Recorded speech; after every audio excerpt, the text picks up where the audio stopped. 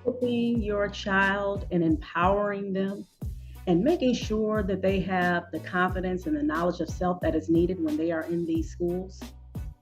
Well, that is what I am going to be talking about in this episode. Our children are about a couple months in, 2 to 3 months in school, and you still have to make sure that they are being equipped with empowerment. All right. And this is what's going to help propel them to become successful readers. Stay tuned. Everyone, and welcome to another episode of Real Reading Talk. I am your most gracious host, Miss Sasha. And with the Real Reading Talk, I discuss the real systemic issues that are at the very core, the very foundation as to why there are low levels of literacy in the Black community and the ways in which we can combat these issues together. I thank you all for joining me. Those of you who have been rocking with me, my day ones, I appreciate you. Miss Pamela, oh my goodness. I have to give you a special shout out.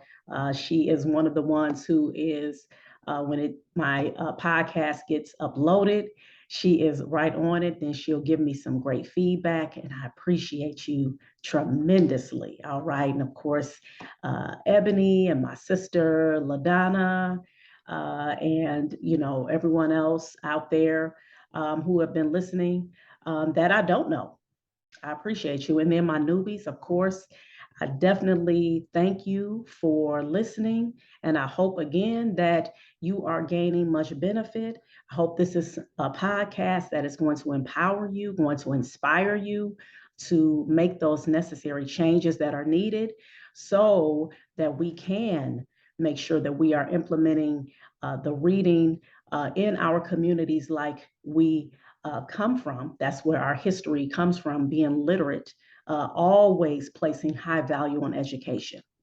All right. So don't ever forget that. And so we want to make sure that we are bringing that back and make sure that you share this episode. All right. Share all the episodes. Yes, I am on Apple Podcasts. Yay. So, so I'm definitely happy about that. So now I just want to get into it. I This was something this podcast is, and just like with all my podcasts, of course, I'm speaking from the heart. A lot of times, I'll be reading something, or I may be listening to a lecture from a Dr. Joy DeGruy, Dr. Amos Wilson, okay, Dr. Kaba Hiawatha Kameni. All right, these folks out here who have been doing the damn thing. All right, they've been on the scene. Of course, Dr. Amos Wilson, he's passed, but he definitely left a wealth of knowledge. He left books, lectures, to help remind us of our greatness as Black people and to get back to that. And so again, these are the ways in which I get inspired about the topics that I want to discuss. All right. So what I wanted to do was actually start off with something I was reading. I'm rereading actually this book, and this is her revised book. For those of you who are watching on YouTube, you can see. But if you're not watching, you're listening, I'm going to say the title, which is Post Traumatic Slave Syndrome, America's Legacy of Enduring Injury and Healing by Dr. Joy DeGruy. All right. And the foreword was done by Randall Robinson.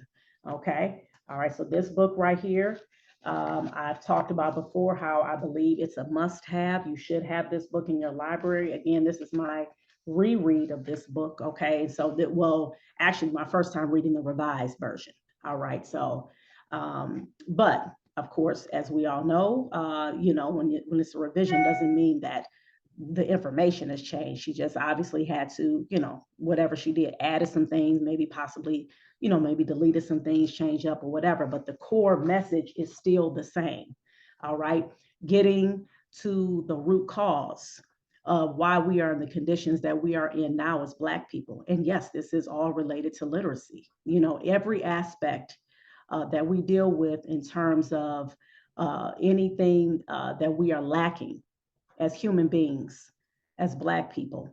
The root cause of it is because of the trauma that has been placed upon our people due to this horrific Ma'afa, the Black Holocaust. Okay. All right. So these are the things in which we have to make sure that we are talking about unapologetically in our homes. Please don't be one of those Black parents who say, well, if I don't mention slavery, if I don't talk about the bad stuff, then that's a way for me not to have my child focus on those things. No, you're doing yourself a disservice. And here is why I'm going to tell you that. I'm going to read something that she put in here that Dr. Martin Luther King Jr. said that his mother had did for him. Every parent at some time faces the problem of explaining the facts of life to his child, just as inevitably for the Negro parent. The moment comes when he must explain to his offspring the facts of segregation. My mother took me on her lap and began by telling me about slavery and how it had ended with the Civil War. She tried to explain the divided system of the South, the segregated schools, restaurants, theaters, housing, the white and colored signs on drinking fountains, waiting rooms, laboratories, as a social condition rather than a natural order. Then she said the words that almost every Negro hears before you can yet understand the injustice that makes them necessary. You are as good as anyone. All right. So this right here, so just to give you a snapshot, that's where I got this from, page 68. Again, post-traumatic slave syndrome. This is what Dr. Martin Luther King Jr. had remembered his mother teaching him. So my question is for you all, how are you all equipping your children? How are you all educating them on the realities of this society and the conditions that were created by this false notion of white supremacy? What are you doing as that parent? How are you preparing them to be in a society that was created to look at them like they were nothing, not human beings? And those are the questions that I want you to sincerely ask yourself, whether you have children or not. If you got nieces and nephews, if you are an educator, how are you equipping the children that you are around? These are the things that you have to really sit with yourself and ask yourself. Because guess what? Just because in your mind, you may think, oh, okay, well, if I don't talk about certain things, if I don't focus on this, then it's not going to be a reality. No, sorry, newsflash, it is a reality. We live in a system that was created to subjugate and dehumanize Black people. This is how this American system was created that we're in. And in fact, the system of the false notion of white supremacy is actually global.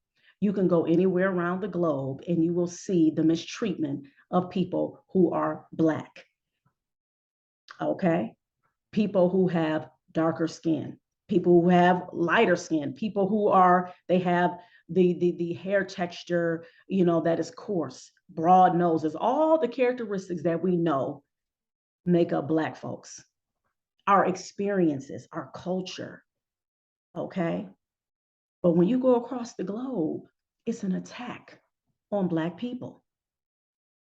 But since, of course, I'm focusing on our existence and what we're dealing with here as Black people in America, okay? I have to deal with that. Why? Because obviously this is where I live, number one. And number two, when you are making sure that you do like what Dr. Martin Luther King Jr.'s mother did for him, and you equip your children, you educate them on what is going on in this society, you are actually empowering them. It does you no good if you start saying things like, well, I'm gonna quit talking about slavery.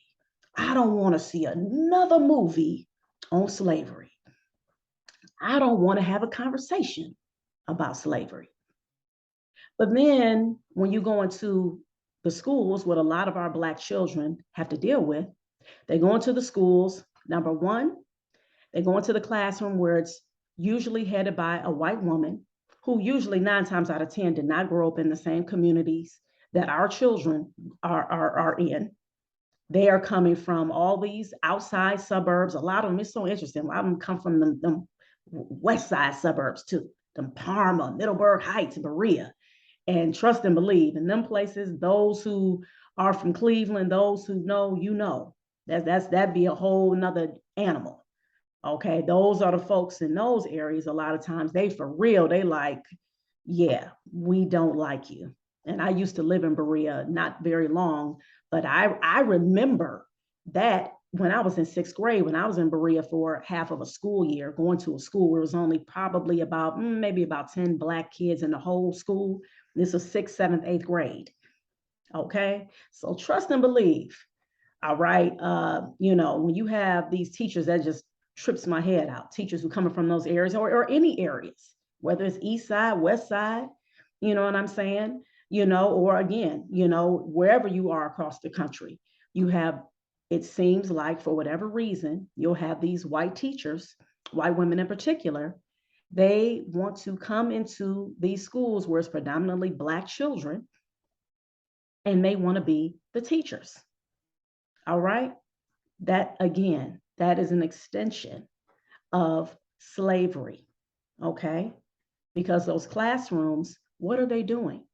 Remember, our children are in these schools from K through 12.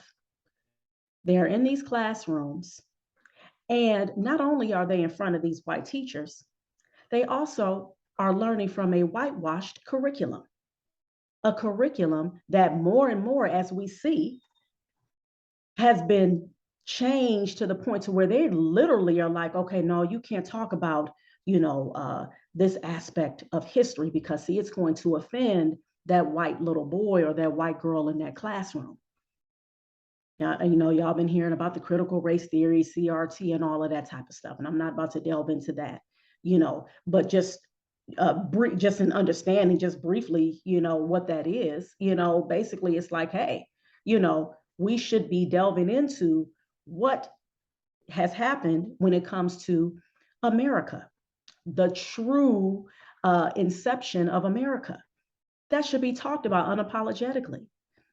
There's no way that you can talk about the history of this country without talking about how Native Americans were annihilated, okay, and how our African ancestors were kidnapped and drugged into slavery, period, to build up this country.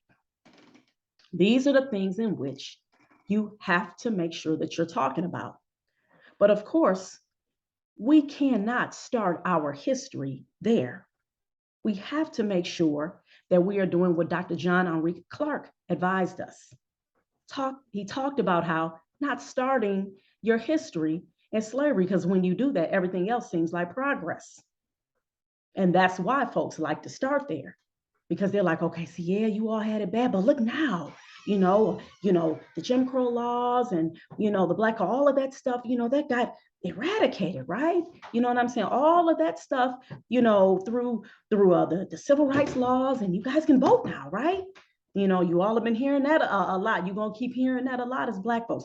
Get out and vote. Your ancestors died for the right to vote. And oh my God, you know what I'm saying? You better vote. If you don't vote, you ain't going, all of this stuff. But again, we still see the same issue. It's 2022. Why do we still got to keep talking about how you go into classrooms and our children are not being educated on the true history of this country? Or you go into the classrooms and our children, all they see is just white inventors this, white doctors that, white people did this so well, and white women did that, and that, all of this stuff. And it's like, and then now, of course, what we're saying now is they're like, okay, so now you have to talk about the LGBTQ, you know what I'm saying, issues and all of that. So all of this is still again pushed in the forefront And Black people, once again, our existence, the dehumanization, the you all aren't don't have souls, that narrative is still being pushed. Yeah, of course, nobody is saying it directly, but guess what? They don't have to. They don't have to. That's just like I give you an example. That's just like if you right now, if you Google inventors, just Google inventors. Google, you can be just say Google male inventors. Google women inventors, doctors, lawyers, nurses. And what's going to come up? White people, white folks. That's why when I'm looking up different books that I want to be able to get so we can distribute out in the community because of the nonprofit organization that I started, ABC Read, and that's one of the things we do. We give away new or gently used books that primarily represents Black people, culture, and experiences. I have to actually Google and be specific. Okay, books that talk about Black inventors, that talk about Black doctors, that talk about Black mathematicians, that talk about Black people did that. I have to do that because if I don't, by default, they're going to show white people. Why? Well, because that's natural, right? Like that's, that's what you're supposed to understand and have, ingrained in your subconscious. You're not supposed to ever think that Black people did anything. And in fact, it would not be in America if it wasn't for Black folks. Even when you go back, even before our enslaved ancestors were drugged here, you talking about even during the times when Europe was in the Dark Ages and how the Africans helped to save Europe by teaching them how to bathe. Look it up. Yes, the African Moors, okay? And Moors really that's just, Blacks, and they were Muslim as well, okay? This is what they did. They were already, African civilizations already had their societies where they were already thriving. They already, had societies where they were advanced, just like you think about the movie Black Panther and the Wakanda, that had already existed. That was already popping. But see, if you do not equip your children, just like Dr. Martin Luther King Jr. said, that his mother had to make sure she did, then you are sending your children into these environments, just on hope. I'm just going to hope and pray that you don't get indoctrinated and you come home and you're going to just be someone who this child is going to love themselves. They're going to know about their history, and they're going to walk away, believing that they can be the best that they can be.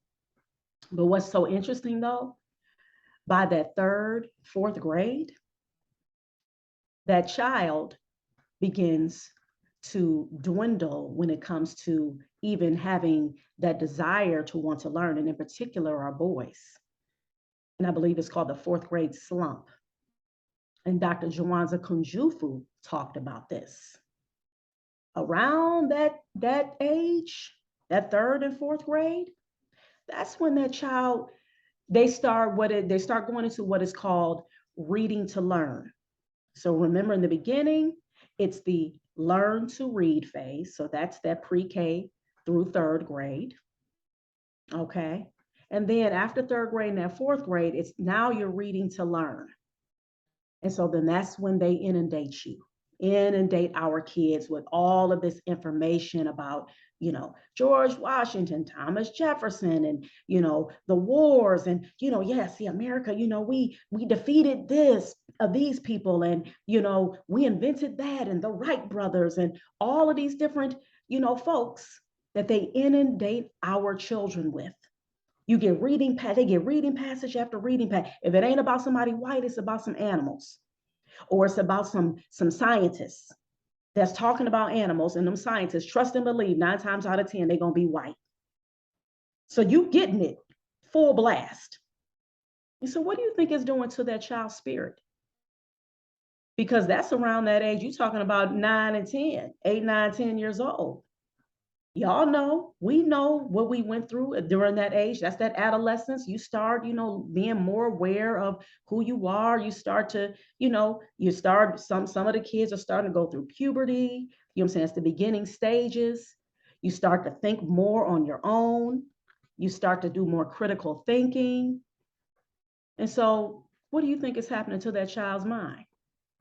You best believe they're going to start saying, well, how come I don't see anybody that looks like me? And the thing is that if you do not equip your child, if you do not tell them that yes, you come from this, and then start letting them know about their history, that's when they start to doubt, and that's when they start to check out. Check out meaning what? They're in the classroom, and that's when they like do do do do do do, and you already know what's going to start happening next, right? After they start not paying attention, after they start making little paper airplanes and paper footballs, you know what I'm saying? Start talking to the person next to them, because the teacher's up there talking about, yes, and Thomas Jefferson, and George Washington and Monticello, and with glee in her eyes and all of that. And that child like, okay. And next thing you know, they start playing, looking around, not paying attention. And what's coming next? My educators, you already know. The labeling. That's right. I think little Jamar, he has a struggle with sitting still. I'm going over the lesson and everyone else is sitting still. But Jamar, he keeps wanting to play. Is everything okay? At home? Is he getting enough rest? You know, all the questions start coming, right? Then next thing you know, after that, it's I think he needs to see the school psychologist. Then the school, remember, they all on the same team. The teachers, the principal, the school psychologist, the therapist, they all on the same team. You know what team that is? I'm about to tell you. It's called the team white supremacy. That's right. Yes, yes. If you didn't know, now you do. Okay? That's the team they own. It's called white supremacy code. That's why they all work in tandem. They all working together. Okay? All the teacher got to do, because she's like that police officer in that classroom. All she got is she's monitoring what's going on, monitoring the behaviors. Then after she notes down that Jamar, he hasn't turned in his homework. All right. He's playing around in class because they document, trust and believe, writing down that he started to pick a fight, with the other little kid. He started, making little paper airplanes, all of these things. He's acting out. Then he needs to see the school psychologist. Then he does. You as mom now, remember, they already plan on the fact that, they already know you got to go to work. You working. You don't want to keep getting called into these meetings, because that's tapping into making your money. Okay. And so they know all that. So you getting mad, you upset, sometimes unfortunately beating him, trying to get him to submit, trying to get him to pay attention, but you missing the whole scenario that they have created, because all they're doing is swooping in on ADHD, oppositional defiance, emotional defiance, all the terms that they came up with. And next thing you know, you want some drugs? I mean some Ritalin, right? Dope man. Yeah, that's what starts to happen after that. But where did it start though? That's why I said in the beginning. So you got to make sure you equip your children. You have to empower them. You have to educate them on the realities of this society. You can't be afraid. You can't say things like, well, if I don't talk about it, then that's me not putting focus to it. That's me not making sure that it's going to manifest. Well, guess what? White supremacy is already manifested. It been did that. It's did its job. It's 400-500 years in. Okay. So that's why you have to be clear and adamant about making sure that you do the opposite of what they've done to us. They tried their best to take away our souls, our humanity, our dignity, integrity, all the things that make you human, our compassion, our mercy. They tried their best to do that. And unfortunately, it has worked in a lot of ways. This is why, again, we see the issues of when we talk about in the Black community, where we have issues of trusting one another, issues of not, trying to make sure that we are reading and studying, thinking that we're going to party and bullish, like the last poet said, party and bullish, party and bullish. Look it up, YouTube. Okay. Last poets. They got a whole poem, you know what I'm saying, to a nice little rhythm about that. Keeping us, in a state of just not facing reality. This is what Dr. Martin Luther King Jr.'s mother did for him. She equipped him. And of course, as we know then, yes, it definitely, we can say, it was way more blatant, right? White fountain, color fountain. Okay. You're talking about white school where, they had all the resources. Then here it is, you have the Black community where they have lack of resources. But one of the things that I can definitely say during that period, during that time when it had that forced segregation, because we still got segregation for real. Let's keep it a buck. We already know.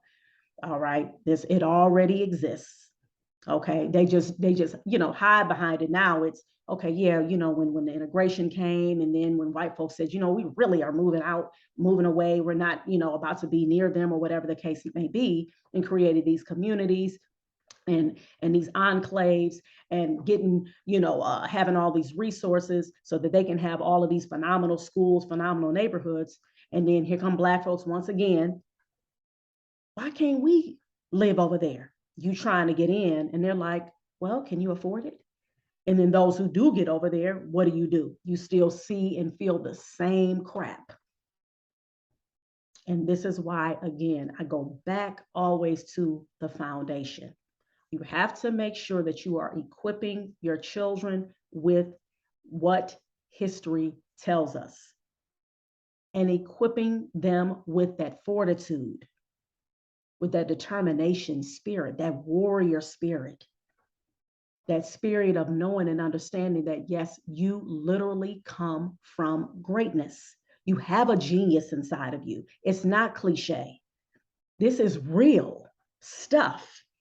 It's not cliche. There are books, there's information out here that substantiates what I'm saying and what our Black people have been saying. People who have researched and have done scholarly work on this. It is evident, but you got to be willing to do the work. And this is why, again, like I said, why I always go back to making sure that you are being unapologetic about educating your children about our history, and making sure that you are showing them, just like Dr. Martin Luther King Jr.'s mother was telling him, you are as good as anyone. It's not about trying to look down upon anybody, but you are a human being that was made in a beautiful way. God created you just like he created all of us. And you got to step into your greatness. It's going to be tough. You're going to have trials. You're going to have tribulations. But that's what's going to build you and make you stronger. And you have to always be in the mindset of, no, if you don't have to try to push yourself into places that deny your existence as a human being. That's why we have to be in the business of creating our own. And we have to be okay with that.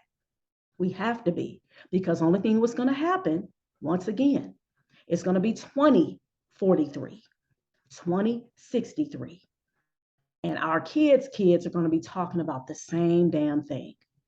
How come we don't have, adequate housing? How come we don't have schools that have the equipment that we need so that we can advance, so that we can have a great science lab in our school, or technology space? How come we don't have, the different activities, basic things like a swimming pool, just like in the city that I'm in? They had the one school, the high school, that had a swimming pool for years. 4 years. They got rid of it, made more parking lot space. And now when you look at this school, the population of the kids in the school, please. I mean, I think it's like probably barely 200 to 300, probably 300 kids. It ain't hardly no kids in that school. And this is a school that I graduated from, where it was close to 1,000. And it's like a quarter of that now. And the reason why I bring up just like something as basic as a swimming pool, again, here it is. The statistics show that every year you have Black children who are drowning at alarming rates. Why? Because they're not swimming. They're not getting those swimming lessons. And that's a basic life skill. And I remember in high school that you had to take swimming. That was something, a requirement for you to graduate. Now it's like, please. They replaced all the things that was going to help our children thrive in terms of, life, being able to equip them for things so that they can, seek out ways in which they can have their own businesses, so they can have a sustainable income. They took a lot of those things away and they replaced it with these tests. And once again, what did they do? They said, okay, well, if your child can't read, if your child can't, pass this test or whatever the case, now we're going to hold them back. And then they'll flood us again with all the statistics. Well, see, if they're not reading by this age, they're more likely to go to jail. And while they're doing that, while they're saying all that, they're building more jails and making them bigger and bigger, because all of it is connected to the system of white supremacy. Because trust and believe, they never intended for us to live as our full human selves, because they never viewed us as that. Why? Because guess what? They don't view themselves as that. Anytime when you are trying to oppress and you're trying to put somebody in a box where they don't exist, and you are oppressing them and you're making them feel like that they're less than human, that's what you feel about yourself. Okay? That's what you feel about yourself. And read the ISIS papers by Dr. Frances Cress Welsing, and she'll explain that thoroughly. While that whole ideology, all of that stuff is deep rooted in envy. Okay? Trust and believe. All right? But again, we're not going to know this, and we're not going to be able to connect the dots if we don't study it, and if we're not intentional about making sure that we go find the information out. Start off small. Start off with, just like with the people that I mentioned, Dr. Frances Cress Welsing. Go to YouTube. There are plenty of videos about her talking about that. Dr. Amos Wilson. Start there. Go listen to the lectures. That's how I started. I wasn't reading his books at first. I started with listening to his lectures when I got hip to him about 8 years ago. All right, Dr. Kaba Hiawatha Khomeini. Dr. Kaba, you can just type that in. He's another one. Look him up. Professor James Small. He's another one. So look these people up. Start off there so that you can begin that journey with your children of empowerment, so they can be equipped, so you don't keep pushing them into these spaces, especially since a lot of us still may have our children in these school settings. You still got to send them there with empowerment, with knowledge, with confidence, with understanding of what they're dealing with, so they don't go in there like thinking that they're on the same equal footing as those who are oppressing them. So I'm going to end there. And I hope that you all, again, I hope that these podcasts, the different information that I'm giving you all is beneficial. I hope that you are understanding what I'm saying, and I hope it's empowering and inspiring. And I hope too that you are listening to these episodes with your children as well. This is for the family. This was the intent behind Real Reading Talk.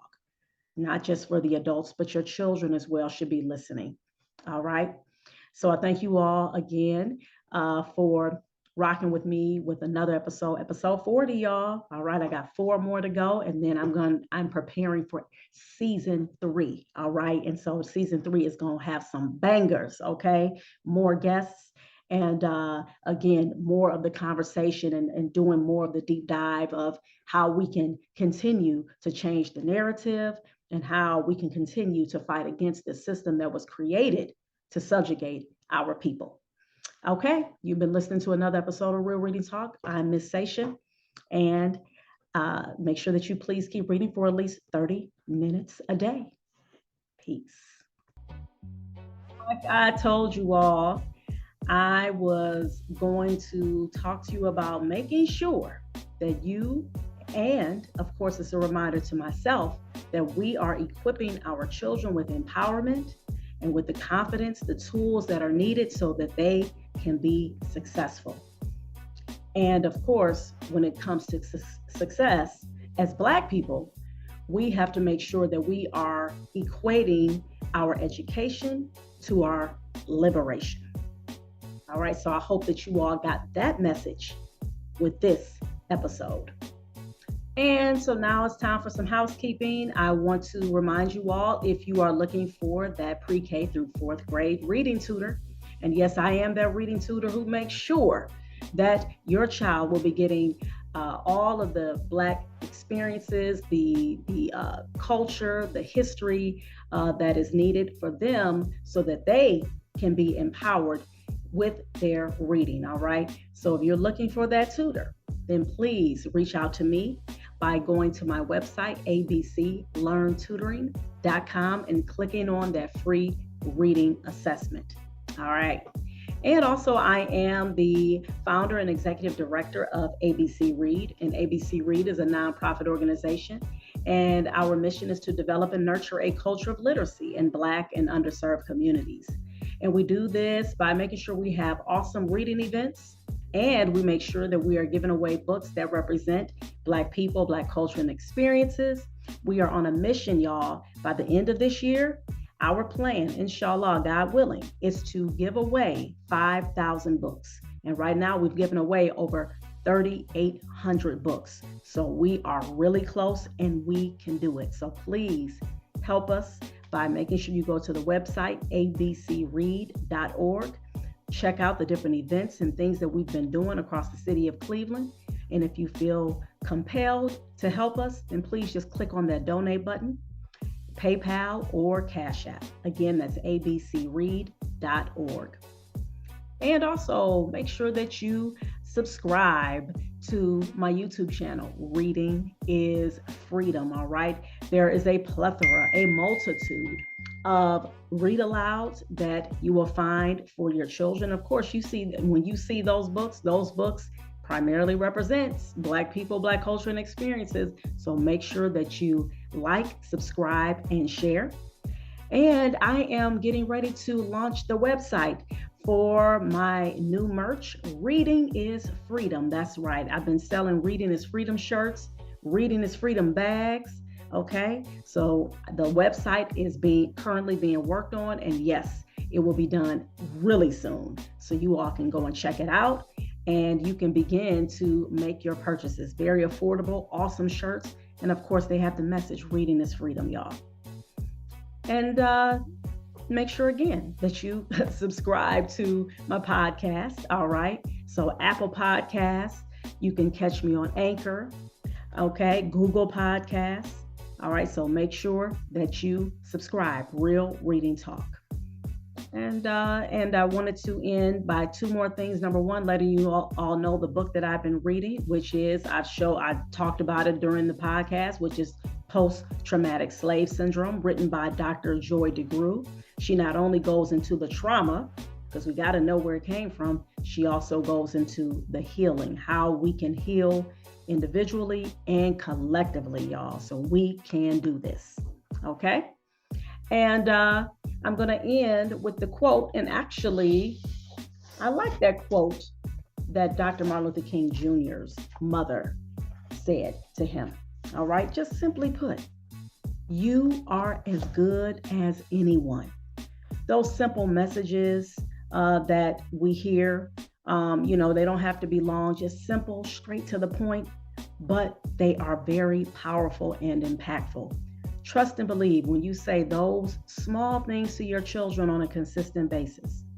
When you tell them that you believe that they can be anything that they put their minds to, those things will be implanted in them for a lifetime. Okay, don't sleep on those little small little things, all right, that you can say to your children, or do small things and implementing those things daily. They are very impactful. We just got to make sure we're being consistent with it. All right, thank you again for tuning in to another episode of Real Reading Talk. I am your host, Miss Sasha.